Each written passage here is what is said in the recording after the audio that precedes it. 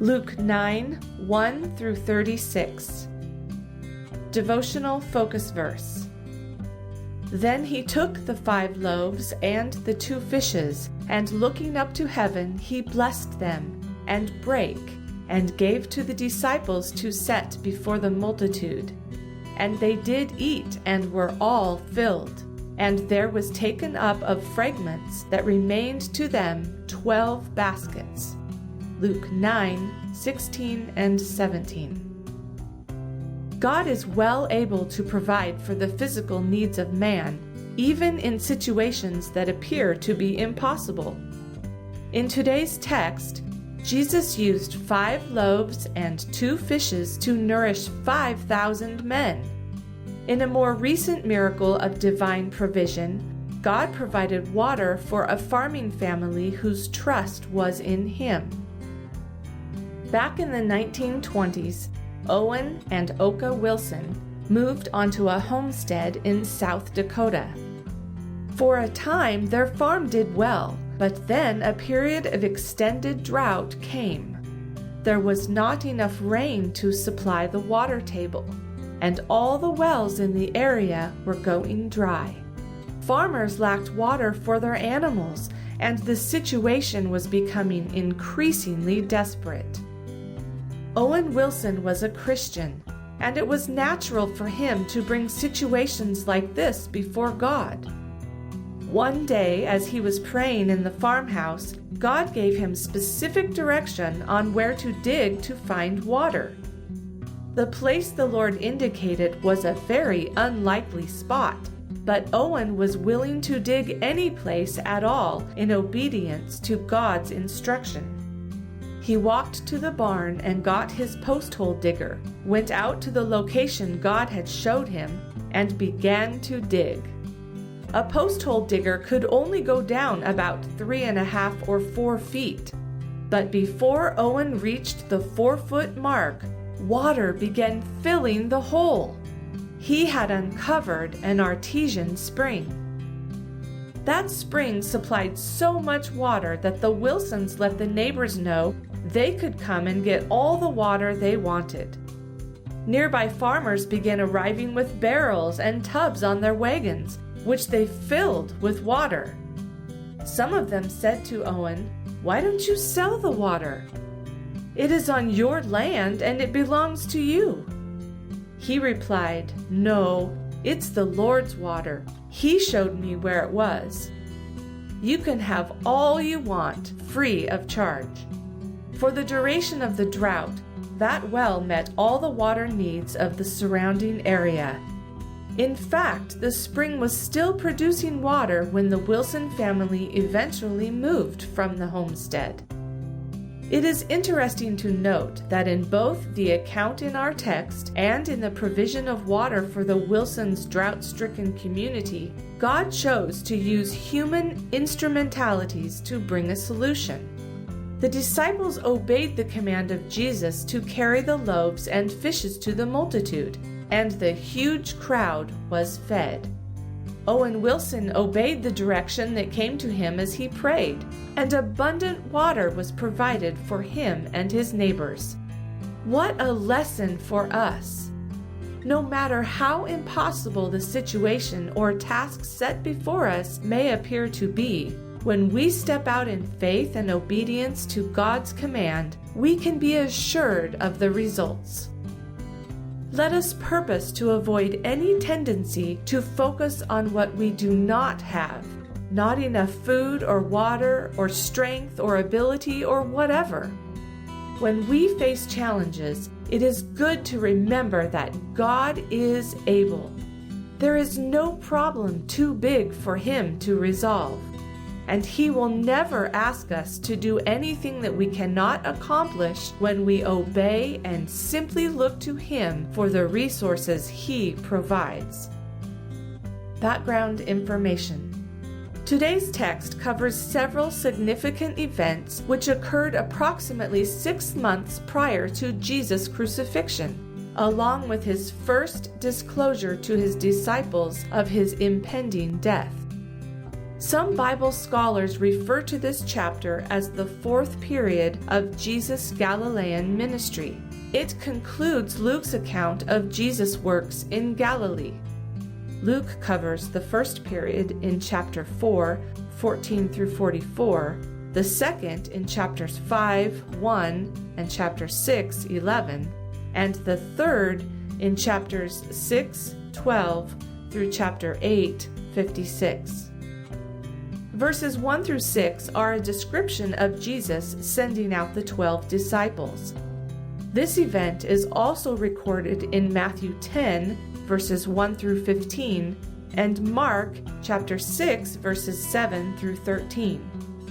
Matthew's description indicates that this mission was limited in scope. The 12 were to go exclusively to the lost sheep of the house of Israel. See Matthew 10:6. Since the religious leaders of the Jewish people were not fulfilling their role as spiritual shepherds. Christ granted these 12 disciples authority over all devils. The Greek word daimonion used here could also be translated demons. The Matthew account refers to authority over unclean spirits. They were also given ability to heal diseases, seemingly as a divine seal of approval upon their message. Herod's question regarding the identity of Jesus is described in verses 7 through 9. This Herod was the son of the Herod who ordered all the male babies killed at the time of Jesus' birth. A wicked and contemptible man, Herod had previously beheaded John the Baptist. See Matthew 14, 1 through 12. And he wondered if John had risen from the dead, or if Jesus was a reincarnation of Elijah or one of the other prophets. Herod's desire to see Jesus was fulfilled just a few months later at Jesus' trial in Jerusalem, when Pilate sent Jesus to him. In verses 10 through 17, Luke records Jesus' feeding of the 5,000. Apart from the resurrection, this is the only miracle of Jesus which is described in all four Gospels. The term desert place, verse 10, meant an uninhabited area, somewhere near Bethsaida on the northeastern shore of the Sea of Galilee. Matthew's account indicates Jesus traveled there by ship while the people went on foot, probably traveling about 8 miles. Matthew also adds the information that along with the 5,000 men, an uncounted group of women and children were present. The women and children, in order with custom, would have eaten separately from the men. Peter's acknowledgement that Jesus was the Messiah occurs in verses 18 through 20. This is followed by Jesus' first prediction of his coming death in verse 22, and his teaching the disciples the necessity of faithfulness, self-denial, and daily sacrificial living in verses 23 through 27. In verse 26, Jesus cautioned against being ashamed of the gospel. Luke, who was a Greek, would have recognized that his primarily Gentile audience would have no understanding of a God who died unless they looked past that to his resurrection and second coming, when he shall come in his own glory and in his Father's and of the holy angels. The last segment of this text, verses 28 through 36, describes Jesus' transfiguration on the mountain. Parallel accounts are given in Matthew 17, 1 through 13, and Mark 9, 2 through 13. Luke's description provides 3 details which are unique to his account: that while Jesus was praying, he was transfigured; that Moses and Elijah, who appeared with Jesus, spoke of his approaching death in Jerusalem; and that Peter, James, and John, who accompanied Jesus, were sleeping when the 2 Old Testament saints appeared, but awoke to see the 3 together. Bible scholars suggest that Moses represented the law and Elijah represented the prophets in their encouragement and support of Jesus as he faced the culmination of God's plan and his payment of redemption's price through his death. Conclusion: no challenge is too big for God. His resources and ability are unlimited. Our challenge is to simply believe in Him no matter what circumstances we face or what pressures array themselves against us.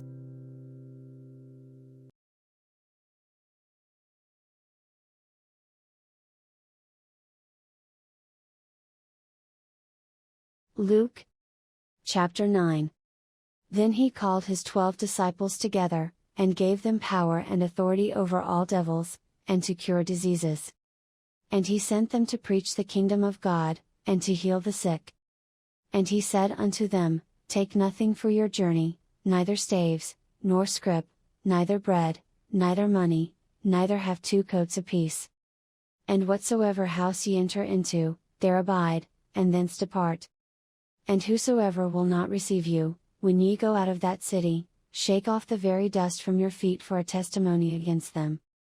And they departed, and went through the towns, preaching the gospel, and healing everywhere. Now Herod the Tetrarch heard of all that was done by him, and he was perplexed, because that it was said of some, that John was risen from the dead. And of some, that Elias had appeared, and of others, that one of the old prophets was risen again. And Herod said, John have I beheaded, but who is this, of whom I hear such things? And he desired to see him. And the apostles, when they were returned, told him all that they had done. And he took them, and went aside privately into a desert place belonging to the city called Bethsaida. And the people, when they knew it, followed him, and he received them, and spake unto them of the kingdom of God, and healed them that had need of healing. And when the day began to wear away, then came the 12, and said unto him, Send the multitude away, that they may go into the towns and country round about, and lodge, and get victuals, for we are here in a desert place. But he said unto them, Give ye them to eat. And they said, We have no more but 5 loaves and 2 fishes, except we should go and buy meat for all this people. For they were about 5,000 men.